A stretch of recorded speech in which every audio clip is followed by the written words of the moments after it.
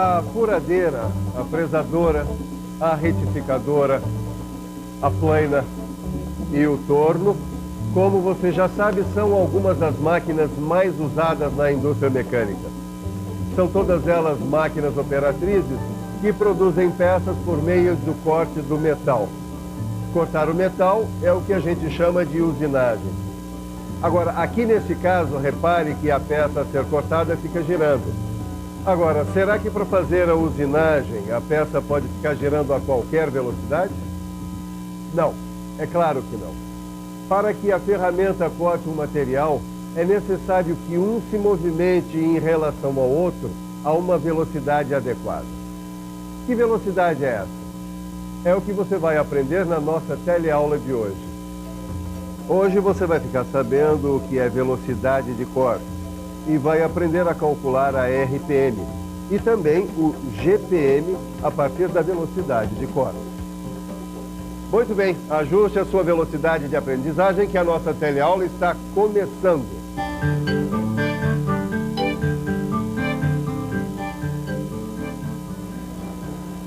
E aí, Titão, alguma dúvida? Ô, mestre Silva, ainda bem que você chegou. Eu tô precisando tornear esse tarugo de aço 1020 de 80 milímetros de diâmetro. Ah, mas você está usando ferramenta de aço rápido, não é? É, aço rápido. Ah, já sei. Você quer saber qual deve ser a RPM do torno mais adequada para fazer o serviço bem feito? Exatamente. O meu problema são as rotações por minuto desse torno. Essa tal de RPM. Você sabia que no início eu acreditava que era só ligar o torno e sair usinando? Grande bobagem. Hoje em dia eu sei que para fazer uma usinagem com perfeição é preciso escolher a RPM adequada. É isso mesmo. Só é possível fazer um bom trabalho de usinagem se a gente souber a RPM mais adequada para cada caso. Afinal, você já sabe que para se cortar um material é preciso que ele gire em relação à ferramenta usada numa velocidade certinha. E a gente pode calcular essa velocidade, ou RPM, usando um dado chamado velocidade de corte. Velocidade de corte é o espaço que a ferramenta ou a peça percorre, cortando um material num determinado tempo. É simples. Velocidade de corte é a velocidade com que a ferramenta consegue cortar o material da peça de maneira mais econômica. Ou seja, é a rapidez com que a ferramenta consegue cortar o material. E dá para imaginar que essa velocidade de corte depende de vários fatores, do tipo de material da ferramenta e também da peça, por exemplo. Agora, será que não tem outros fatores que determinam a velocidade de corte? Por favor, além do tipo de material da ferramenta e do tipo de material a ser usinado, que outros fatores influenciam na velocidade de corte? Bom, o tipo de operação a ser realizada, as condições de refrigeração, as condições da máquina. Muito bem, obrigado, hein? Como você está vendo, tem uma série de fatores que influenciam na velocidade de corte. O tipo de material da ferramenta, o tipo de material a ser usinado, o tipo de operação que você vai fazer, as condições de refrigeração, as condições da máquina e uma série de outros fatores.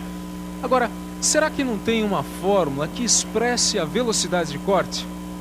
Claro que tem. Velocidade de corte é igual a E sobre T, onde E é o espaço e T o tempo. Mas você não precisa usar essa fórmula.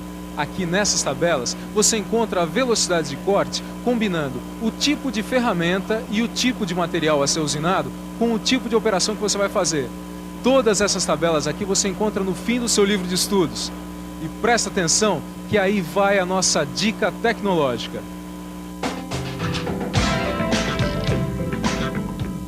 As velocidades de corte encontradas nestas tabelas foram calculadas imaginando que a usinagem vai ser feita com um determinado grupo de ferramentas, as ferramentas de aço rápido. Mas existem outros grupos de ferramentas, o grupo de ferramentas de metal duro, por exemplo. Se a usinagem vai ser feita com uma ferramenta de metal duro, então o valor encontrado na tabela deve ser multiplicado por 3. Você entendeu tudo direitinho, sim. Se você for usar uma ferramenta de aço rápido, a velocidade de corte é a que estiver indicada aqui na tabela. Agora, se você for usar uma ferramenta de metal duro, A velocidade de corte indicada na tabela deve ser multiplicada por 3. Mas espera aí. Se ali no torno, na hora de usinar, o que a gente precisa regular é o número de rotações por minuto, a famosa RPM, o que a velocidade de corte dada por essas tabelas tem a ver com a RPM? Tudo. Existe uma fórmula para calcular a RPM a partir da velocidade de corte. E a fórmula é essa. N é igual a VC vezes 1000 dividido por D vezes π, onde N é o número de rotações por minuto, VC, a velocidade de corte, D, o diâmetro do material a ser usinado, e π, como você já sabe, é uma constante que vale aproximadamente 3,14. Número de RPM é igual a velocidade de corte vezes 1000, dividido pelo diâmetro do material vezes π. Eu só não estou entendendo o que esse 1000 está aqui na fórmula. Essa é uma boa pergunta, Tito. Presta bastante atenção na resposta, você vai ver que é fácil de entender. O diâmetro das peças é sempre dado em milímetros. E a velocidade de corte é dada em metros por minuto. Então, para não misturar pato com mamão, quer dizer, metros e milímetros, você pega a velocidade de corte, multiplica por 1000, tá lá, tudo em milímetros. Agora eu entendi. Eu acho que agora a gente pode resolver aquele meu problema de usinagem. Lembra? Usinar um tarugo de aço 1020 de 80 milímetros de diâmetro. Epa, o que você está vendo? A tabela de velocidade de corte? Exatamente. Vamos ver? Ah, aqui está. Para o torneamento de um tarugo de aço 1020, a velocidade de corte é igual a 25 metros por minuto. Essa tabela é para usinagem com ferramenta de aço rápido, que é o meu caso, não é? Então a velocidade de corte é a mesma, não é mesmo? É isso aí. Se a ferramenta fosse de metal duro, então era só multiplicar esse número por 3. Mas pra gente a velocidade de corte é essa mesma. Então vamos lá? Vamos! Os dados que a gente tem são a velocidade de corte encontrada na tabela, que é de 25 metros por minuto. O diâmetro da peça, 80 milímetros. E o N, ou RPM, é o que a gente quer descobrir. Substituindo os valores da fórmula, 25 vezes 1000 dividido por 80 vezes 3,14. Fazendo as contas em cima e embaixo fica 25.000 dividido por 251,2, que dá 99,5, ou seja, N, que é a RPM, é igual a 99,5. Bom, mas não tem esse valor em RPM aqui. É só colocar o valor mais aproximado. É sim. Então vamos começar a usinar. Muito bem, você já sabe calcular a RPM do torno a partir da velocidade do corte. Mas é bom lembrar que nem só de torno vive a linha de produção da metal mecânica. O Silva tem toda a razão. No caso da retificação de uma peça cilíndrica, não basta calcular a RPM da peça. Tem que calcular também a RPM do rebolo. Essa fórmula aqui resolve o cálculo da RPM da peça. Mas como eu já falei, no caso da retificação de uma peça cilíndrica, tem que calcular também a RPM do rebolo. Então, essa fórmula muda, mas só um pouquinho. É só multiplicar a parte de cima da fórmula por 60. Agora você pode me responder por que 60? Eu vou dar uma pista. A velocidade de corte do rebolo é dada em metros por segundo. Vamos pensar um pouco? Vamos pensar um pouco. Deixa eu ver. A velocidade de corte do rebolo é dada em metros por segundo, certo? E a RPM, é claro, em rotações por minuto. Epa, tá aqui a explicação. A gente tem que multiplicar a fórmula por 60 para transformar a velocidade de corte em metros por minuto. Aí sim, fica tudo na mesma unidade, minuto. Mas espera aí. E esse D aí? É o diâmetro da peça ou o diâmetro do rebolo? Nós continuamos nessa indústria de metal mecânica e do meu lado está o Geraldo. O Geraldo é um operador de retificadora. Geraldo, vem cá, me diz uma coisa. Esse D da fórmula, ele significa o diâmetro da peça ou o diâmetro do rebolo? Vamos com calma. Para calcular a RPM da peça, é só usar a fórmula original. Por exemplo, N é igual a VC vezes 1000 dividido por D vezes π. E o D aqui é o diâmetro da peça. Agora, no cálculo da RPM do rebolo, é só multiplicar a fórmula por 60. E o D é o diâmetro do rebolo. Entendeu? RPM da peça é a fórmula normal e o diâmetro da peça. RPM do rebolo é a fórmula multiplicada por 60 e o diâmetro do rebolo. Geraldo, dá um exemplo aí pra gente. Imagina o seguinte exemplo. Vamos supor que seja necessário retificar um eixo de aço de 50 milímetros de diâmetro, com um rebolo de 300 milímetros de diâmetro. A velocidade de corte dada pela tabela é 25 metros por segundo. A RPM da peça a gente já sabe calcular. Vamos então calcular a RPM do rebolo. N é igual a VC vezes 1000 vezes 60, dividido por D vezes π. 25 vezes 1000 vezes 60, dividido por 300 vezes 3,14. 1.500.000 dividido por 942. N é igual a 1.592. Aí está a nossa fórmula multiplicada por 60. Na hora de substituir, é só tomar cuidado para não colocar no lugar do D o diâmetro do rebolo, que é 300. Fazendo as contas, vamos chegar ao seguinte resultado. Número de rotações por minuto do rebolo, 1.592. Isso quer dizer que o rebolo deve girar a aproximadamente 1.592 rotações por minuto. Geraldo, muito obrigado. Então essa história de velocidade na usinagem está encerrada, não é isso? Não, ainda não. A gente ainda tem que aprender como calcular o GPM, golpes por minuto, em função da velocidade de corte. Quando a usinagem é feita por aplanamento, o movimento da ferramenta é linear. Aí, nesse caso, teremos que calcular não a RPM, mas o GPM, golpes por minuto. É claro que há uma fórmula para isso. A fórmula é GPM igual a VC vezes 1000, divididos por 2 vezes C. A única coisa nova aqui é o C, que nada mais é do que o curso da máquina. E é 2 vezes C, porque o movimento da plana é de vai e vem. E eu vou te dar uma dica. O curso é igual ao comprimento da peça, mais a folga de entrada e saída da peça. É, mestre Silva, eu estou planando uma peça de aço 1020, de 150 milímetros de comprimento, com uma ferramenta de aço rápido. A velocidade de corte, que eu já vi na tabela, é 12 metros por minuto. Você se lembra da dica que eu dei? O curso da máquina, ou C, é igual ao comprimento da peça 150 milímetros, mais a folga de entrada e saída da ferramenta, 10 milímetros. Ou seja, C é igual a 160 milímetros. Para calcular o GPM é só usar a fórmula. GPM é igual a VC vezes 1000 dividido por 2C. 12 vezes 1000 dividido por 2 vezes 160, 12.000 dividido por 320. Fazendo as contas, a gente vai chegar ao valor de 37,5. Então a plana tem que ser regulada para o GPM mais próximo. Estou certo, mestre Silva? Certíssimo. Eu posso continuar minha usinagem? Pode mandar brasa. E enquanto o Tito continua aqui na usinagem, que tal lembrarmos tudo o que foi visto hoje? E atenção, se liga aí, que é hora da revisão. Na teleaula de hoje, você aprendeu o que é a velocidade de corte, quais são os fatores que determinam seu valor e onde encontrar esses valores. Viu também que é possível calcular a RPM de uma peça usando essa velocidade de corte.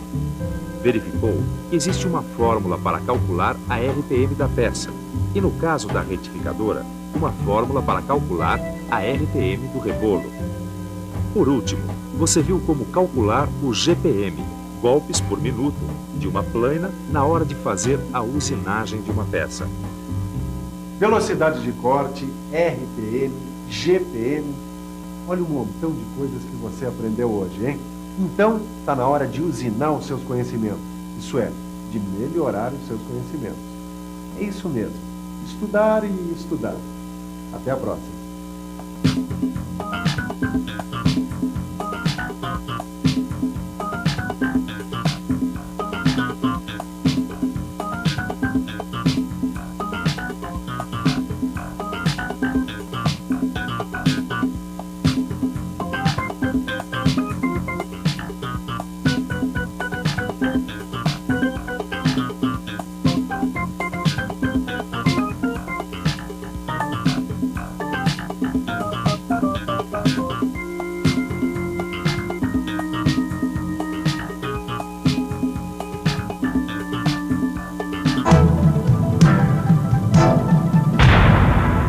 Telecurso 2000, um programa de educação do Sistema Fiesp e da Fundação Roberto Marinho.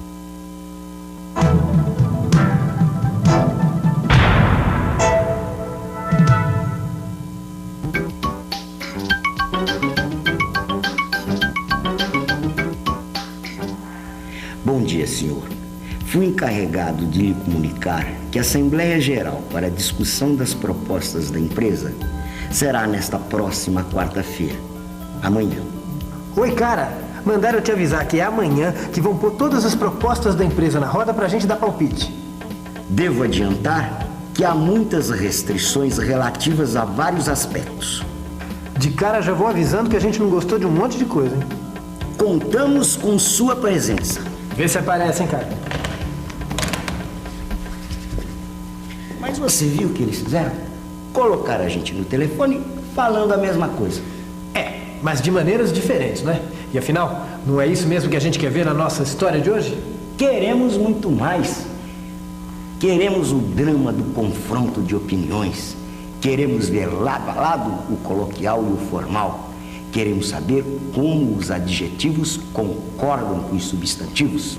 Nesta teleaula você vai ver como podemos dizer a mesma coisa de maneiras diferentes. Vai saber como os adjetivos devem concordar com os substantivos.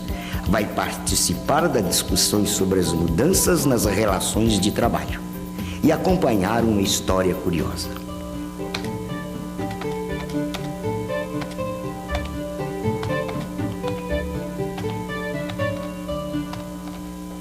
E aí, inventou alguma história nova? Acho que inventei. Que tal o velho mestre operário, amigo do jovem aprendiz? História de velho mestre? A história do velho mestre, que se chama Fabrício. Fabrício?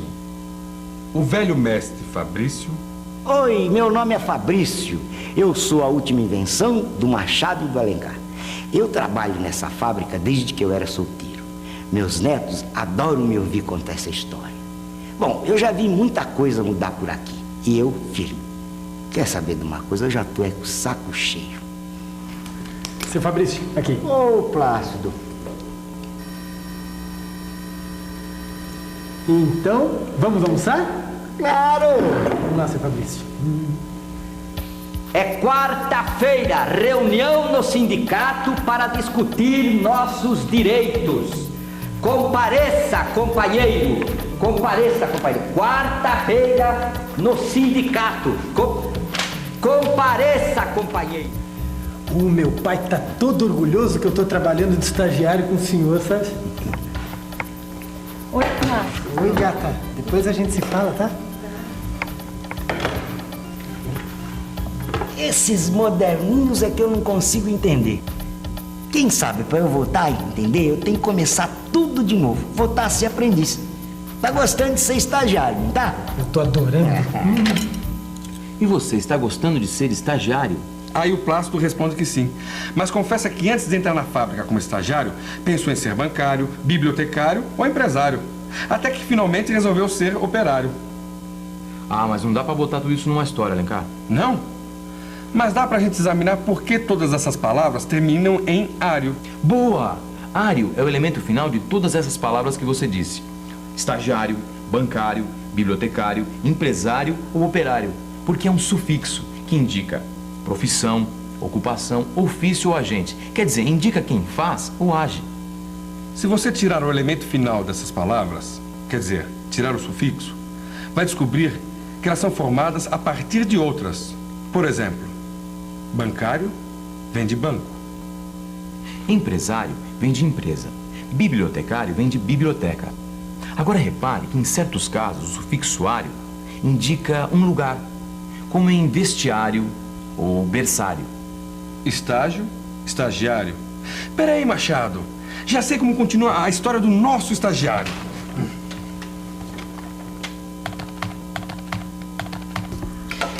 Ah, o meu pai pediu pra avisar o senhor que tá esperando o senhor lá em casa no domingo por uma cervejinha, hein? Ah, o seu pai. O seu pai é como irmão pra mim. A gente se conhece desde pequenininho.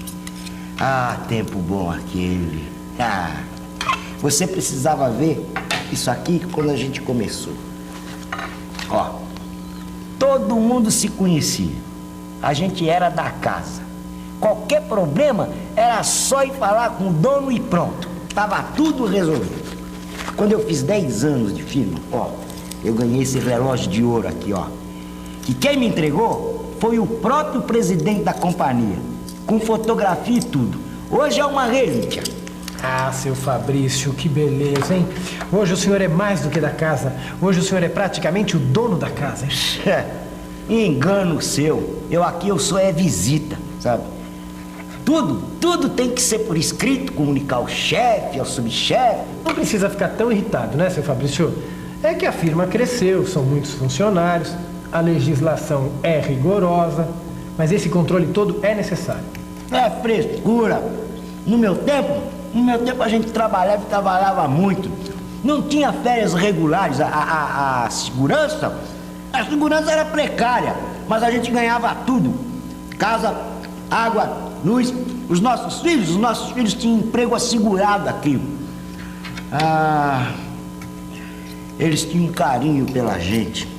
Hoje eu olhei pra lá, olhei pra cá, sindicato, eu tô com o saco cheio. Tudo bem, foi uma pena acabar com esse calor humano. Mas a firma cresceu, o mundo mudou e olha, hoje em dia a coisa já não pode mais ser levada dessa forma, sabe? Vocês ganhavam as coisas, tudo bem, é verdade. Mas quem ganha, companheiro, não pode exigir, não tem direitos assegurados, sabe? E hoje em dia, no mundo, não cabe mais esse paternalismo. Paternalismo. O Fabrício acha que o patrão deve ser um doador de benefícios ao empregado. Isso é o que o Plácido chamou de paternalismo. O Plácido tem outra opinião. Ele acha que os benefícios devem ser conquistados pelos trabalhadores e defende o sindicalismo. Imagina que o meu chefe, um menino feito você, me disse que para eu tirar as minhas férias, eu preciso escrever um pedido para o departamento pessoal. Eita burocracia besta! O principal sentido de burocracia que a gente encontra no dicionário é burocracia, administração da coisa pública por funcionário sujeito a hierarquia e regulamento rígidos. E há uma rotina inflexível. E hoje em dia a gente quase só usa essa palavra no sentido negativo. Sabe aquele cara chato, todo cheio de regrinhas, tá sempre querendo mais um papel, uma assinatura e um carimbo para resolver qualquer coisinha simples? Pois é, esse é o tipo do cara que a gente chama de burocrata. Só de pensar que eu tenho que enviar o tal pedido para um sujeito desse, tá me tirando o sono. Aliás, Plácido, você que conhece melhor essas frescuras aí, podia dar uma olhada no rascunho que eu fiz do pedido das minhas férias, para ver se tá tudo certo antes de eu entregar aí pro burocrata. Então vamos lá. Caríssimo senhor diretor, antigo e laborioso funcionário desta grande mecânica solicita a necessária liberação de suas merecidas e urgentes férias regulamentares a partir do próximo dia 1º. Seu Fabrício, será que o senhor não exagerou, não? Tem mais adjetivo que substantivo. Chamamos de substantivos as palavras que designam pessoas, animais, coisas, fatos, situações, acontecimentos, etc. Nesse texto, encontramos os substantivos diretor, funcionário, mecânica, liberação, férias, dia. 6 substantivos. Agora vamos examinar os adjetivos. Sabemos que os adjetivos são as palavras que modificam o substantivo e lhe dão uma qualidade. Então vamos procurar os adjetivos usados neste texto. Caríssimo, antigo e laborioso, grande, necessária, merecidas e urgentes, regulamentares, próximo. 9 adjetivos. 6 substantivos e 9 adjetivos. O Plácido tem razão. Realmente o Fabrício exagerou ao usar mais adjetivos que substantivos no seu pedido de férias. Mas vamos aproveitar esse exagero para ver como o Fabrício acertou concordando sempre o adjetivo com o substantivo. Se o substantivo é masculino singular, como funcionário, o adjetivo também fica no masculino singular, antigo e laborioso. Se o substantivo é feminino plural, como férias, o adjetivo também fica no feminino plural, merecidas, urgentes, regulamentares. Quer dizer, o adjetivo sempre concorda em gênero e número com o substantivo a que se refere. Você acabou de ver uma carta endereçada a um diretor. Aqui está um diretor. O que é um diretor? Diretor é um substantivo masculino singular. Por isso, o adjetivo que se referia a ele estava no masculino singular. Caríssimo diretor. Vamos ver outro exemplo. Essas aqui são duas diretoras. Como é que nós classificamos diretoras? Diretoras é um substantivo feminino plural. E todo adjetivo que se referir a elas terá que concordar com este substantivo, ou seja, estará no feminino plural, como por exemplo, caríssimas diretoras. Mas tem uma coisa que você precisa tomar cuidado, é que às vezes faz diferença se a gente coloca o adjetivo antes ou depois do substantivo. Vamos ver. Oi, o que é um grande homem? É um homem realizado tanto profissionalmente quanto culturalmente, né? E um grande homem é a mesma coisa que um homem grande? Não, um homem grande é só no tamanho, né? Na estrutura. Tá vendo? Nesse caso, o sentido é diferente quando usamos o adjetivo antes ou depois do substantivo. Olha, eu sei que parece complicado, seu Fabrício. Fica tranquilo que eu prometo que eu vou dar uma olhada no texto do seu pedido de férias, tá? Quem sabe é possível a gente dar uma enxugada. Eu te agradeço, menino. Sabe, você não vai ter que me aguentar por muito tempo, não. Se a empresa é tão moderna, que me trata com tanta frieza, como se eu fosse um inútil, é porque tá na hora de eu me mandar. Graças a Deus a minha aposentadoria tá pra sair. Que é isso, seu Fabrício? Já tá exagerando de novo. O senhor ainda tem muito a ensinar pra gente que tá começando como eu, tá? E o fato da empresa tá se modernizando não quer dizer que ela tá tratando o senhor pior do que era antes. Só é diferente, só isso. O senhor acha que a empresa moderna mudou sua relação com os trabalhadores? Em muitas partes mudou, sim. Creio que não mudou lá essas coisas todas, não. Está sempre mudando. E você, qual a sua opinião sobre isso? Olha, cada um tem a sua opinião. Às vezes, até parece que a gente fala línguas diferentes. Aliás, Plácido, você que conhece melhor a maneira de escrever para esse diretor pedindo as minhas férias, não dá para acreditar. Não dá para acreditar que você sabe falar com ele melhor do que eu. Por que isso agora, hein, seu Fabrício? Não, eu só estava imaginando você falar para esse diretor tudo o que eu acabei de te dizer. Diz que eu tô cheio dessa burocracia besta. O senhor Fabrício está irritado com a quantidade de normas a que ele tem que se submeter, até mesmo para resolver pequenos problemas. E que essa história de lei pra cá, lei pra lá, só atrapalha, que o melhor era quando eu podia falar com o próprio dono da empresa e resolver tudo. Ele acha que a legislação que regulamenta a relação de trabalho dificultou o contato entre dirigentes e funcionários, piorando muito o processo de resolução dos problemas. E para completar, diz que se a empresa acha que pode me tratar como um inútil depois de tanto tempo, que o melhor é eu me mandar. Já que, apesar de tantos anos de dedicação, o senhor Fabrício não é valorizado, ele prefere requerer a sua aposentadoria. Ô, seu Fabrício, o que o senhor está imaginando aí? Não, nada. Eu estava imaginando você e esse diretor. Sabe, ele tem essas coisas, gosta de inventar história. Ô Machado, você reparou que a gente colocou o Plácido Fabrício na frente do diretor, dizendo a mesma coisa, só que de maneiras diferentes? Claro, o Fabrício usando uma linguagem coloquial e o Plácido dizendo a mesma coisa de maneira formal. Que nem na nossa história, lá no começo da teleaula. Será que a gente não está se repetindo, não? Ainda não, mas agora acho melhor repetir. Tchau. E atenção, se liga aí que é hora da revisão. Na teleaula de hoje, você viu como podemos dizer a mesma coisa de maneiras diferentes. Acompanhou o confronto de opiniões sobre as novas relações no trabalho. Aprendeu que os adjetivos concordam em gênero e número com os substantivos. E que devemos tomar cuidado com os casos em que a colocação do adjetivo antes ou depois do substantivo modifica o sentido. Na próxima teleaula, nós vamos ver o que aconteceu com o pedido de férias do Fabrício. E vamos ver também os advérbios. Fique ligado e até lá.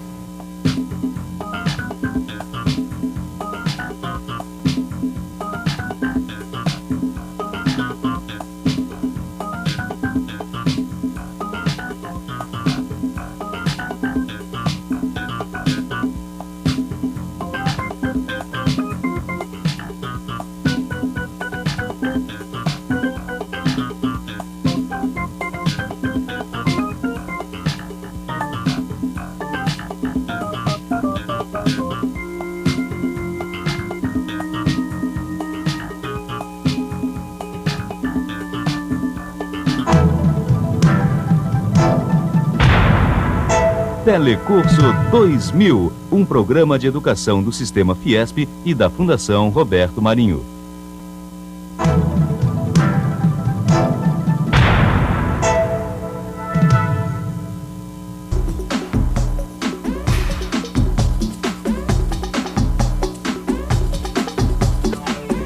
Algumas aulas atrás, nós estudamos várias situações do dia a dia em que precisamos saber dividir. Hoje, nós vamos dar um passo adiante. Nós vamos ver a técnica dessa operação, ou seja, como fazer uma conta de dividir, principalmente quando os números são grandes e não dá para calcular de cabeça. E para completar, nós vamos aprender a verificar o resultado de uma divisão.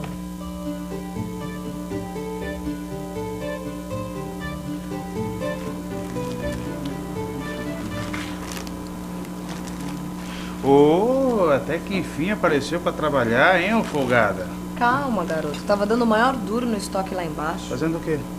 Contando os potes de mel que chegaram da fazenda ontem. Aquela montanha de coisa.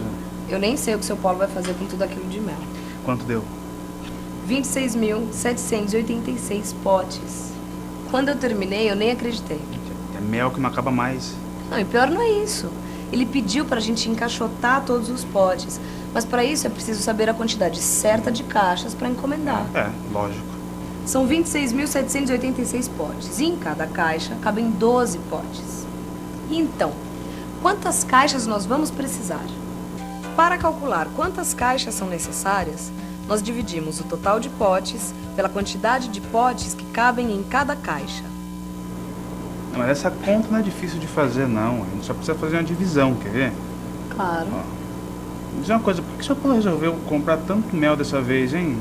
Ah, uma encomenda grande de uma rede de restaurantes. Bom dia. Bom dia. Eu quero comprar mel. Sim. São 24 potes, em pacotes de 2 potes cada um. É possível? Claro, madame. Só se precisa saber, então... Quantos grupos de 2 nós poderemos fazer com 24 potes, né? É. 24 tem 2 dezenas e 4 unidades. Vamos montar a divisão. É possível dividir 2 dezenas por 2? É claro que é. Dá 1 e resta 0. 2 dividido por 2 dá 1. 1 vezes 2 é igual a 2 e 2 menos 2 é igual a 0. E é possível dividir 4 unidades por 2? Sim, dá 2 e resta 0. Quer ver? Abaixo 4. 4 dividido por 2 dá 2. 2 vezes 2 é igual a 4. 4 menos 4 é igual a 0. O resultado é 12. Pronto, senhora.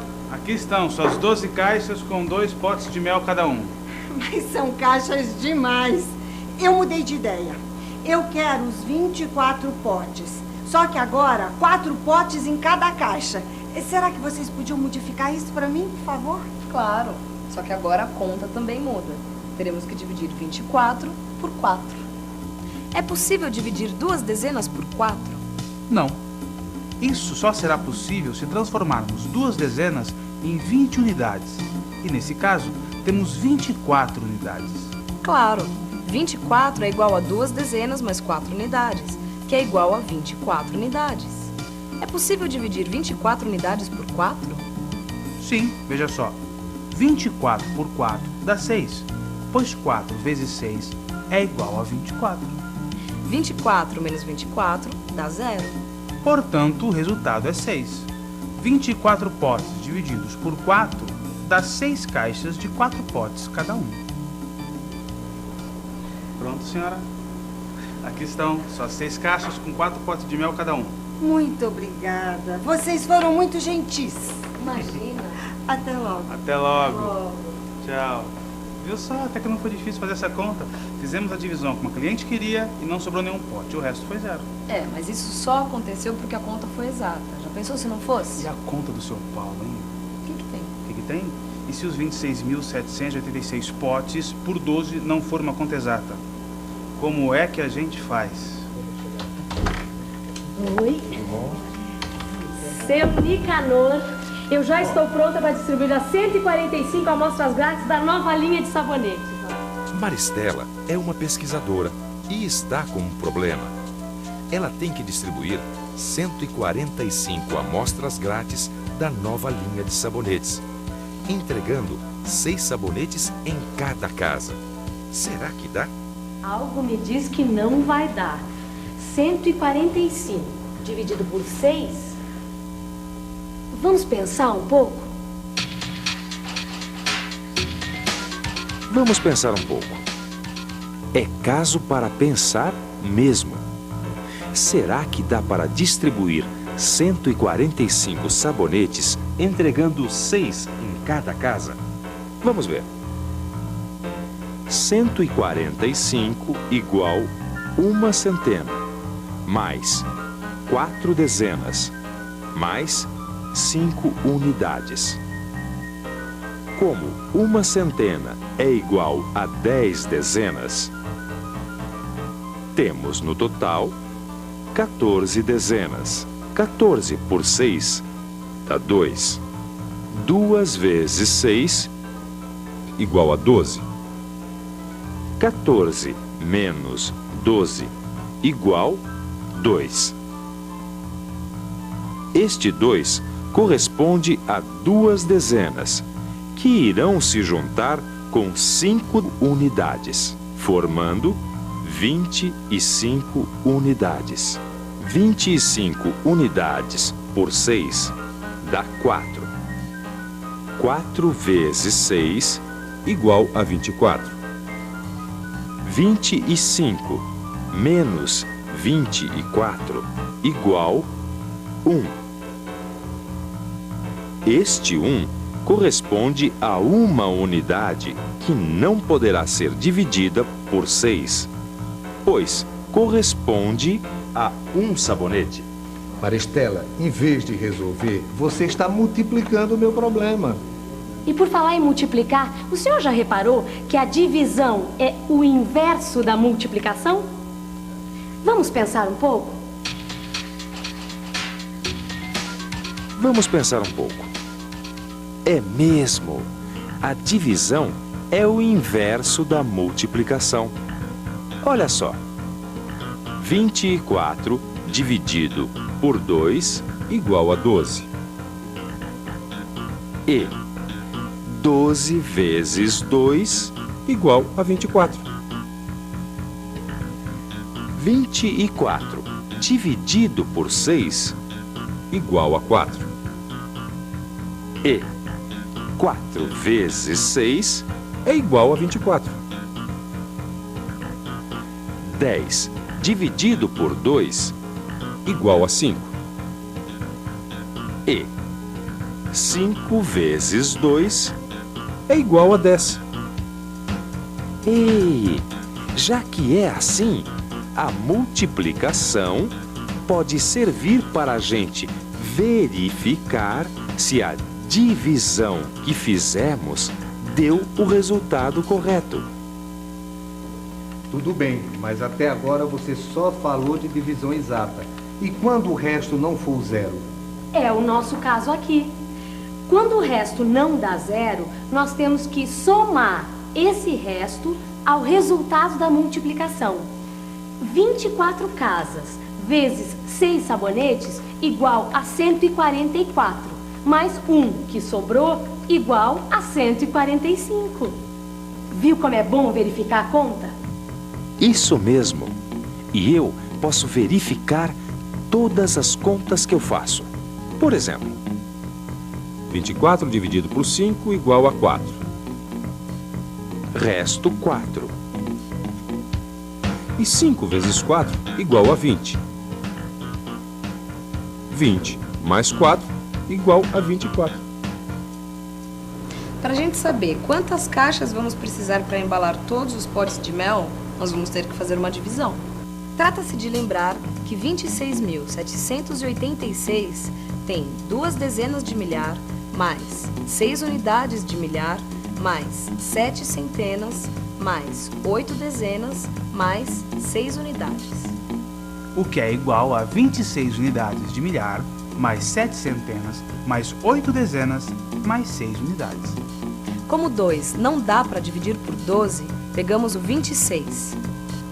26 dividido por 12 dá 2, pois 2 vezes 12 é igual a 24 e 26 menos 24 é igual a 2. Este 2 corresponde a 2 unidades de milhar. Agora abaixo 7. Que corresponde a 7 centenas. E temos então 27 centenas. 27 por 12 dá 2, pois 2 vezes 12 é igual a 24 e 27 menos 24 é igual a 3. Que corresponde a 3 centenas. Agora abaixo 8. 8 dezenas. E temos no total 38 dezenas. 38 por 12 dá 3. E 12 vezes 3 é igual a 36. 38 menos 36 é igual a 2. 2 dezenas. Agora abaixo 6. São 6 unidades. Olha aí, 26 unidades. 26 por 12 dá 2. E 12 vezes 2 é igual a 24. E 26 menos 24, 2. Espera aí, Joana, olha só. Pelas nossas contas, vão sobrar esses 2 potes de mel. Tem certeza? Tem. Olha só. Se você quiser verificar. Deixa eu ver. 2.232 caixas vezes 12 potes cada caixa. 2 vezes 2, 4. 2 vezes 3, 6. 2 vezes 2, 4. 2 vezes 2, 4. 1 vezes 2, 2. 1 vezes 3, 3. 1 vezes 2, 2. 1 vezes 2, 2. 4 mais 0, 4. 6 mais 2, 8. 4 mais 3, 7. 4 mais 2, 6. 2 mais 0, 2. 26.784 mais 2 igual a 26.786. A conta está certa. Nós vamos precisar de 2.232 caixas para colocar os potes e ainda sobraram 2 potes. E agora, o que nós vamos fazer com esses 2 potes de mel? Essa é a melhor parte. Seu Paulo falou que se sobrasse algum pote, nós poderíamos ficar com eles. Não, não brinca. Tem certeza? Certeza. Bom, e se você também quiser ter certeza, fique de olho na revisão. E atenção, se liga aí que é hora da revisão. A técnica da conta de dividir ajuda muito quando precisamos lidar com quantidades grandes. Ou seja, para as contas que não dá para fazer de cabeça. É sempre bom verificar se o resultado da operação está correto. Para isso, fazemos a operação inversa da divisão, que é a multiplicação. E para terminar, ficamos sabendo que nem sempre as contas de dividir são exatas. Por isso que é sempre bom saber fazer o cálculo, a conta e a verificação, principalmente quando se trata de dinheiro. Você tem razão. É sempre bom saber a técnica das contas. E aí, vamos treinar um pouco?